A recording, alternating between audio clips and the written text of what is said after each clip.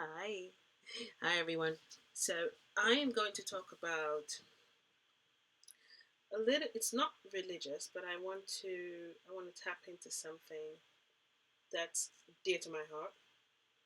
So I'm Jamaican and my family is strictly Christian based, and I was brought up Christian. I was brought up with these belief systems, and it was very important to me. I think it's the reason why I was directed the way I was. The reason why I understood gratitude. It's the reason why I was always hopeful, thankful, faithful, and eventually I believe it kind of realigned me to where I am now. Now, it might be outside of the sphere of many other Christians' capability of understanding my communication now with the other side, and that's okay. Because if it was me years ago observing somebody who's also talking the way I'm talking, I'll be honest with you, without knowing what the I am is, the representation of what God is, I would be judging too. So judgment doesn't bother me. Truth does. It's very important for me to speak only that which is true and holy. Yeah. So this is how I was brought up. However, I've always gotten in trouble because being in Jamaica, I have my best friend was going to church on Saturday. I have other friends who are going to different churches. However, I never understood the identity of just owning one aspect of what was religion. And yeah, that was something that weighed heavy on me for a long time. Because of that, I never got baptized in any church because I always felt like if I get baptized in this church, that means I may lose that friend and I may lose that friend, which was so egotistical. But that's how I thought about it. I never understood why there was so many aspects of God. Okay, but I say that because I want to give you a message that I received from Archangel Michael. It was ushered in through Archangel Michael because when the message was received, I also was perceiving the Arcturians, which I think happened because my guides wanted me to understand that really there's no containment for God, in a sense. And I think this is beautiful, so I'm just going to share it with you, okay? So I had a challenge getting my family to understand this new aspect, this new itness of me, and the things that I came back from my NDE knowing, the things that I was talking about that I really didn't know. I didn't study, didn't have a clue. However, after my NDE, I came back just knowing things not because I was special, it was because I was now open and I was remembering so much things that something would happen or I would be reading a text and immediately I would be repelled from a particular word or from a particular phrase, and I would say to my family member, that phrase is embedded there for fear. You really need to change that phrase. And my family really had a struggle, and I think friends also had a struggle because they didn't understand what I was saying. And rightfully so.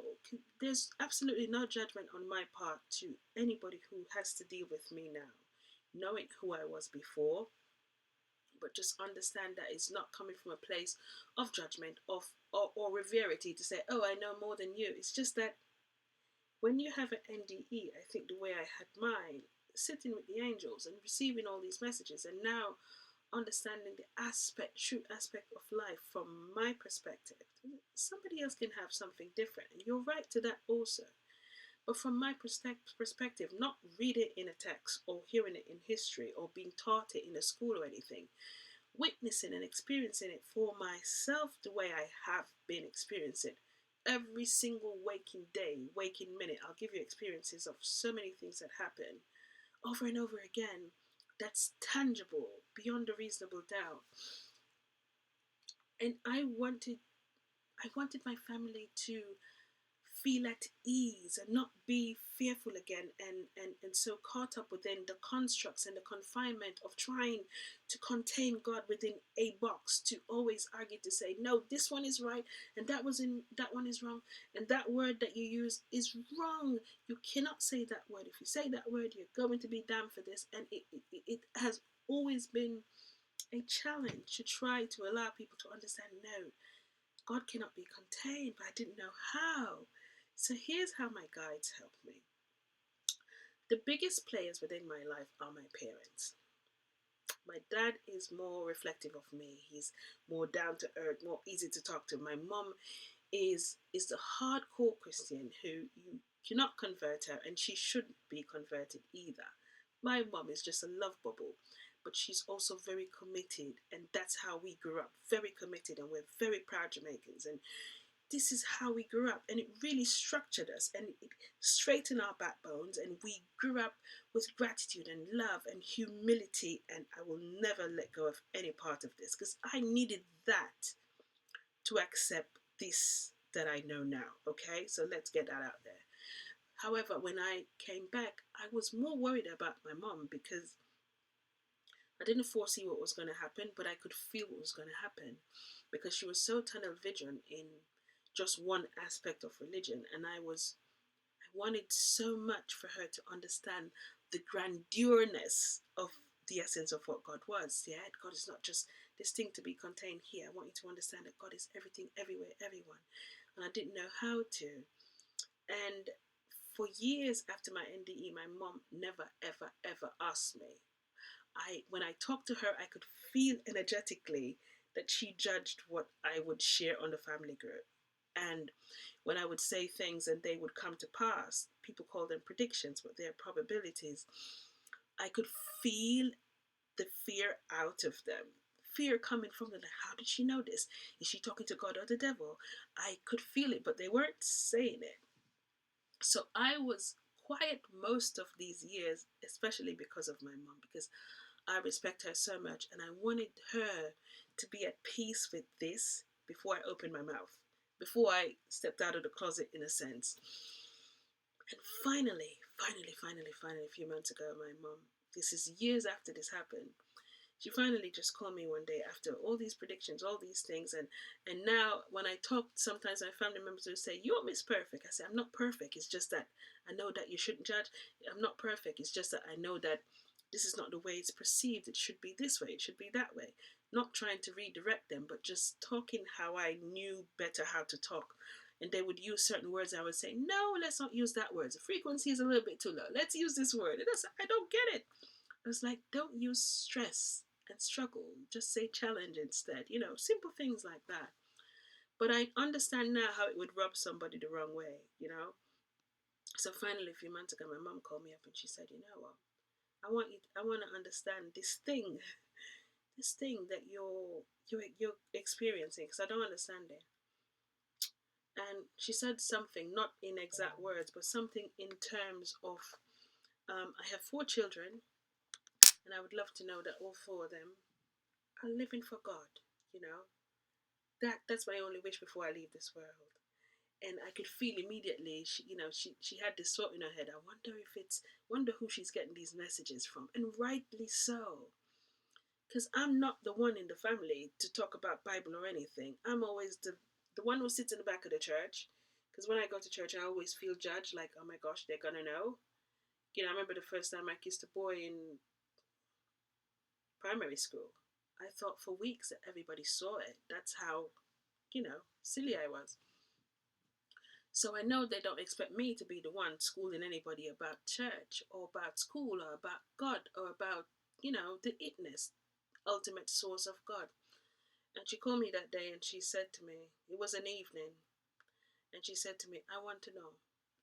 Explain to me, because I want to know if these messages is coming from God or it's coming from something else." She said something else, but I could feel that she was saying to herself, the devil. And I started immediately to think, okay, this is my mom. This is my only chance, right? And I started to coin these words, because I was like, okay, I have to use this word, because with my mom, you have to use certain words when you're talking about religion. You can't use the wrong word. And I was trying to coin the words, and immediately I felt this presence, and I knew it was Archangel Michael. And it came through the crown of my head, down my spine. And I'm on the phone with my mum. I was like, are you kidding me? I didn't want it to seem, freakish or weird. And I said to mum, can you hold on a minute? I'm getting a message. And I was within this space, within these clouds. Archangel Michael took me there. But when I was there, I perceived my Arcturian guides as well. And it was amazing. I was like, oh my gosh, what's going to happen?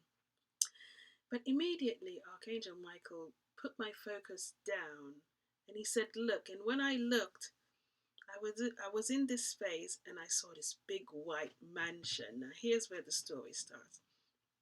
He said to me, look. And as soon as he said, look, I looked at the mansion. And as soon as I was to think, what is that mansion? I was inside the door. So inside the mansion door, there were, I don't know, infinite. It's like this hallway didn't stop. It was just golden doors all the way down. Just a lot of doors, right? And as soon as I was to think, okay, where am I? I was inside the first room. Inside the first room, it was very familiar. It was just like my mother's church. You had the organs playing and the people were worshipping, and it was nice. And Archangel Michael said to me, do you feel God in this room? And I said, yes. And by the time I said that, and I was to think about it again, I was out the door, and then I went through another door, and I was in this door, and within this door, it was a different religion. It's a little bit different. And in this, it was incense, and it was the smells and the drums, and I recognized it. It was also pretty cool, and I knew, oh, this is another religion. It was like a native religion type of thing. And Archangel Michael said, within this room, do you feel God in this room? And I didn't say it this time, I just thought it and I said yes. And I was outside that room and I went into another room that was more like really Indian based, and it was pretty cool too because I could see the attire Indian, like real old school native thing. And I went into another room and I didn't quite understand that religion, but it was there. And every time I went into a room, Archangel Michael asked me, do you feel God within this room? And I went into another room that I will never forget. It's a dark room. And there was one table, one chair, and there was a girl in there, and she was crying, and she had her head down. And I found it strange. And I had this thought, this doesn't match, because I was thinking I was going to see all religions. And the minute I had the thought, that doesn't match, the Archangel said to me, everyone who has a perspective of what God represents, and I kept seeing this, like forming of a box. Everyone who has a perspective of what God represents to them creates for themselves also a room for God. And I came out of this room and it was just amazing to me. He said, can you contain God within that room? And I knew the answer was no. And I remember this kept going, and as soon as I had this thought, I was outside of this mansion. I was looking on this big white mansion, the prettiest thing I ever seen. And Archangel Michael said, can you contain God within that mansion? And I said, no. And then I heard the word look, and as soon as he said look, and I looked, it was mountains and valleys and rivers, and I remember I could hear the birds starting to sing, and like nature was just in harmony. And I realized, can you feel God outside that mansion? And I was like, yes, because it was so amazing. The clouds and the skies were forming, and it was just beautiful. It was just a world created in front of me. And then he brought me up further, and I was a little bit off the earth. And when I looked down again, it was like more mansions being created. I was looking at one mansion with mountains and valleys, but now when he said, look, they were like infinite mansions just being created in form around me. And I was like, can you feel God? And I said, yes. Can you contain God? They was like, no. And by the time I was to have that thought, I was taken even further. And now I was outside of our field, and I was in the field of the outer sphere. And then I wasn't seeing mansion anymore. I was seeing earth. It was amazing. I wish I had that painting. It's in the other room. I have another painting that I tried to recreate it of multiple earths with different colors. It was so amazing. And I kept seeing these earths just populating.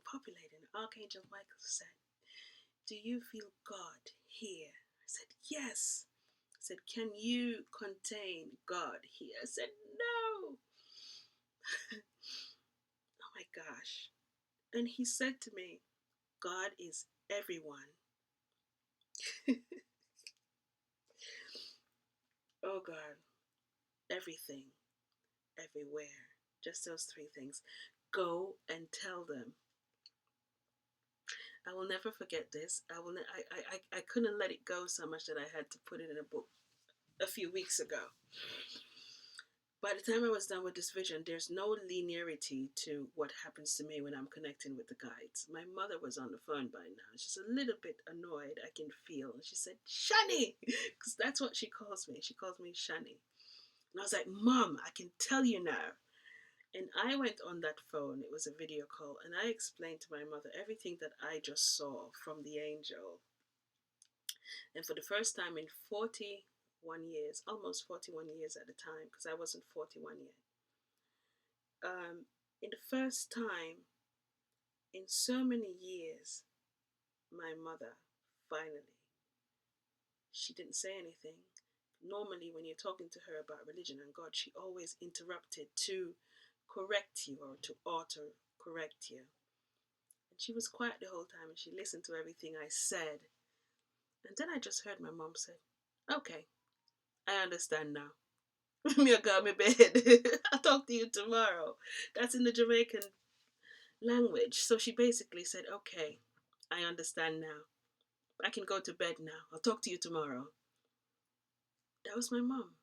And for the first time in years, I didn't feel fear from her again.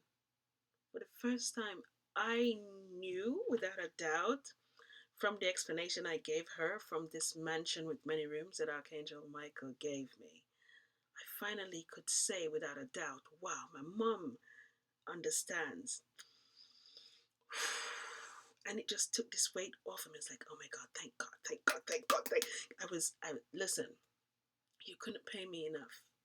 But in that moment, because of the respect and the love that I have for my parents, and I wanted her out of everyone else, because my dad is the cool ruler. My dad, if I tell him I'm going to the moon, he's just going to say, "When? Okay, you want me to come?" He's different. But my mom is a harder nut to crack because she's strict in our beliefs. And I wanted that more than anything else, just for her to understand.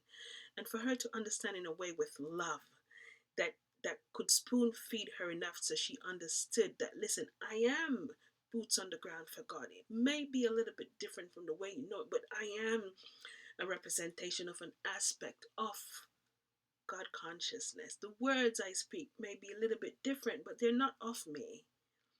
They're simply being filtered through me. And everything that I say really is of love and holiness and truth and nothing separate from that. And when Archangel Michael said, "Go and tell them," I've thought about it since that work for my mom. I was like, how am I going to tell people this? Who's going to listen? Because religion is such a convoluted construct within the world, because everybody has an aspect of religion and they've created a box for themselves. And it's true.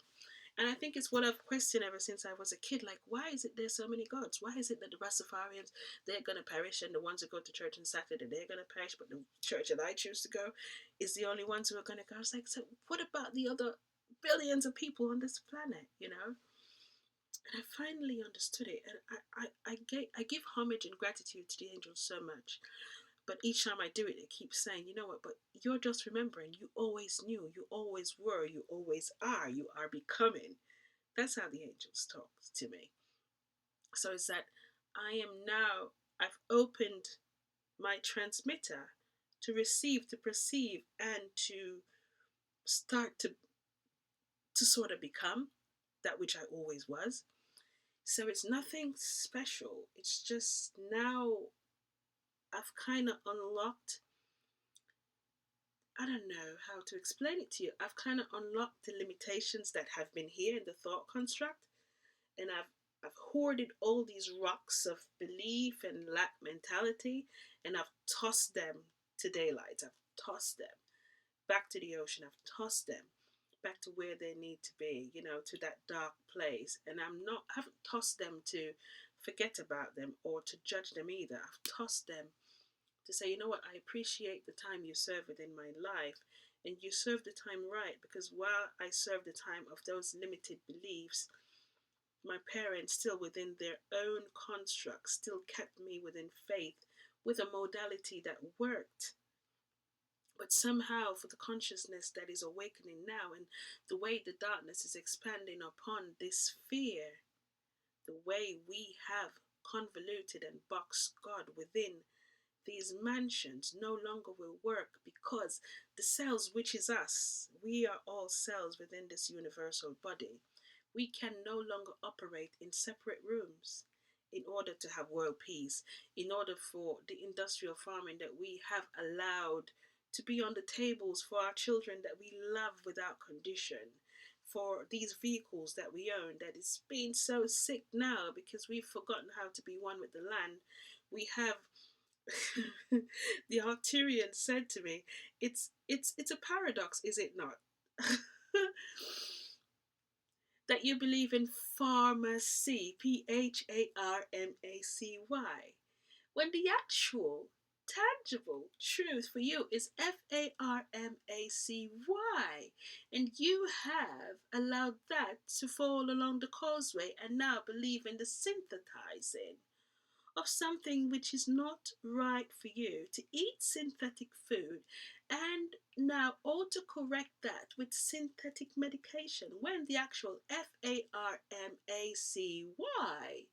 is that which super sustains you and allows you never to be ill, to feel sick, to be depleted of your oneness. Interesting choice of living, is it not? I'm sorry. I'm sorry. I think they wanted to say that for a long time, but it's true.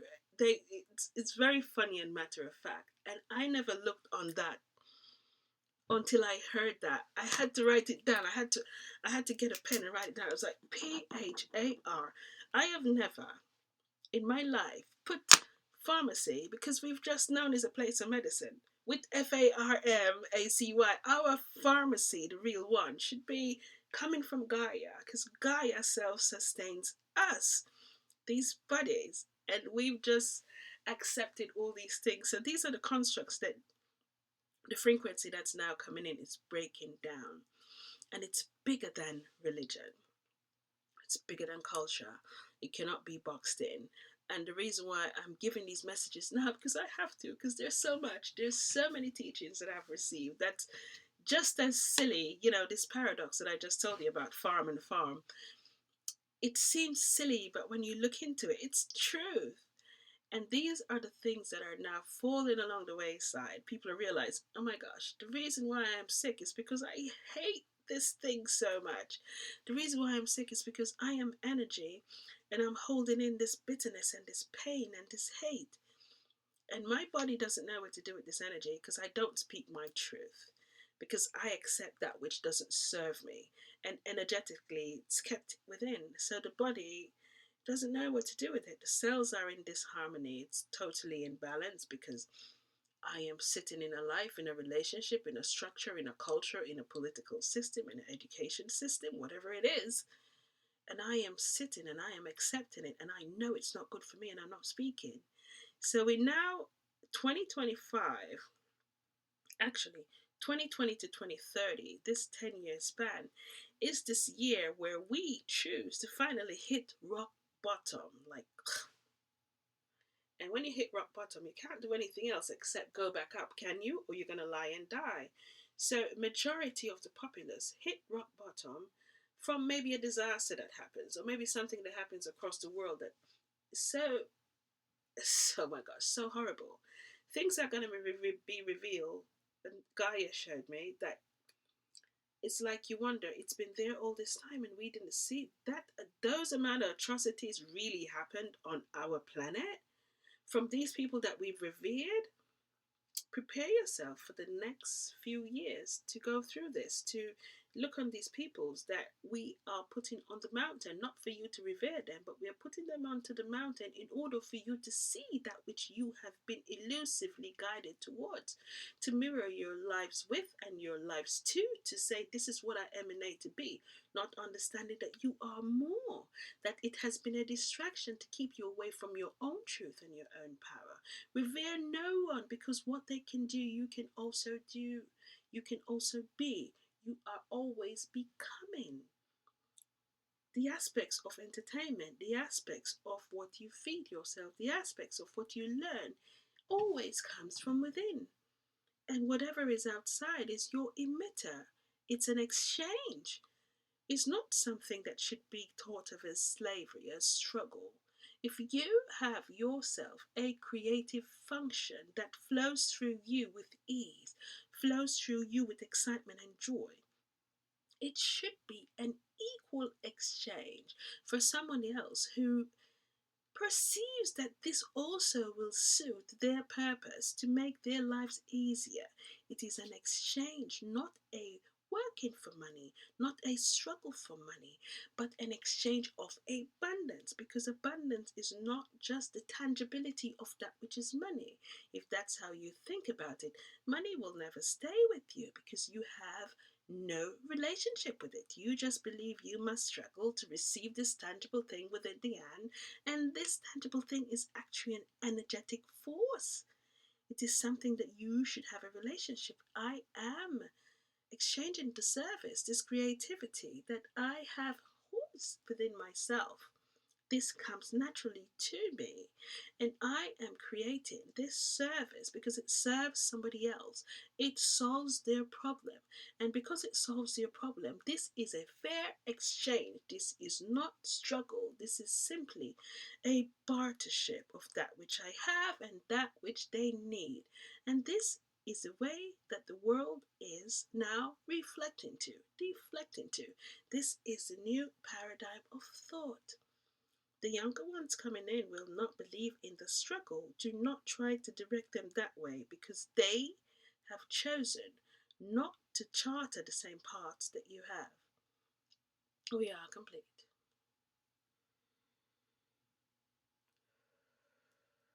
Okay.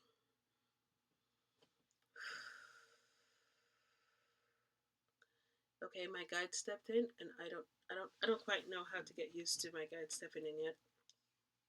Anyway, I believe the message was absolute oneness. The message is for you to understand that you're always on your way to meet God, to understand that you are bigger than religion, culture, thought, construct, limitations. You are everything, everyone, everywhere. And the main point of this message was for you to own your power, in a sense. It's for you to finally look upon yourself and remember, little by little, that you are a part and an aspect of everyone, everything, everywhere.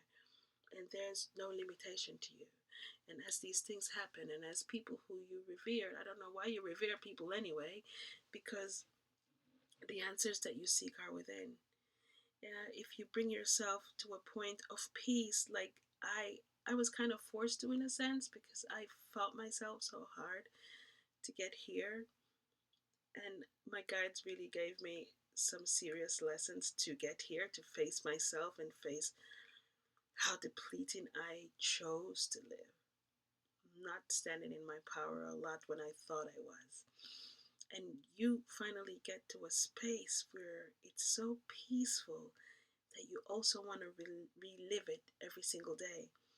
So I look in the mirror longer, yes, because I see this aspect of me that I've never seen before, that is becoming, just becoming something grand and something of excitement and love.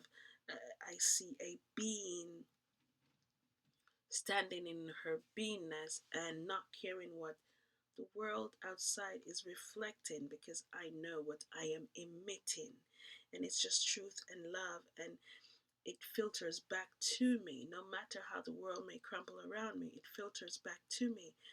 just love, just truth, just peace, so much peace that in that moment, I know I have every single thing that I could possibly need in that now moment.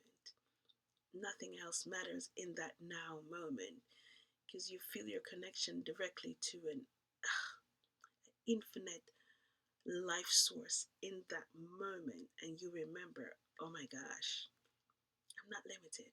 This life is not for me to live waiting to die. It's for me to live, to experience, and to express, and take the lessons and learn them once, not in a cycle, and keep going.